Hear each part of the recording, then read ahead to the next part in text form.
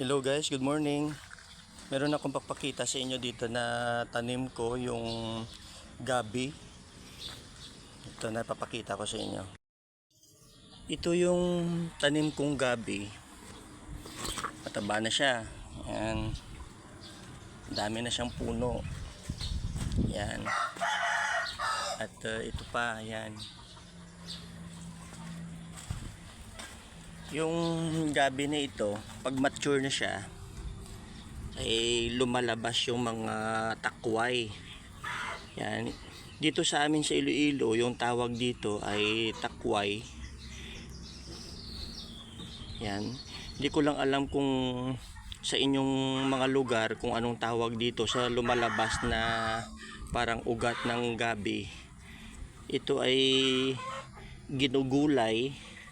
Pagka ganitong kahaba na siya, pwede na siyang i-harvest. Puputulin mo lang yan dito sa puno, and then pwede mo na siyang tapos yung mga brownish na color nito sa balat ay kinikis-kis ito para pag malinis na pwede na siyang isahog sa mga lutuin. Ang pinakamasarap dito ay gawing adobo na takway. Yung iba naman ay sinasahog ito sa mga gulay, sinabawang gulay lang, pwede. Nung nakarang taon, natatandaan ko nung pumunta kami sa bayan ng San Rafael, Iloilo, doon sa lugar ng mga tiyahin ko, ay binigyan niya kami ng mga takway, mga ganito lang.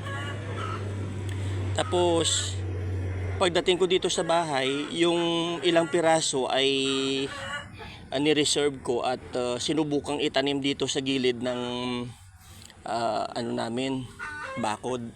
Kasi medyo mamasa-masa ito, dinadaluyan ng tubig, kaya sabi ko mas better siguro na dito ko sa banda itanim sa gilid ng aming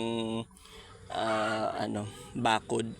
Kasi yung mga ganitong gabi, gustong-gusto nila na matubig yung lugar. Kaya sinubukan ko, tulad nito, napabuhay ko siya dito banda. Nagkakaugat kasi yan eh.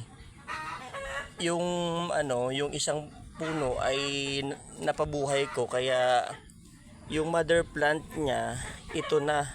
Tapos nanganak na siya ng nanganak, dumami na siya ng dumami hanggang sa lumago na siya. Mga ilang piraso na yung nagkakaroon ng takway. Yan.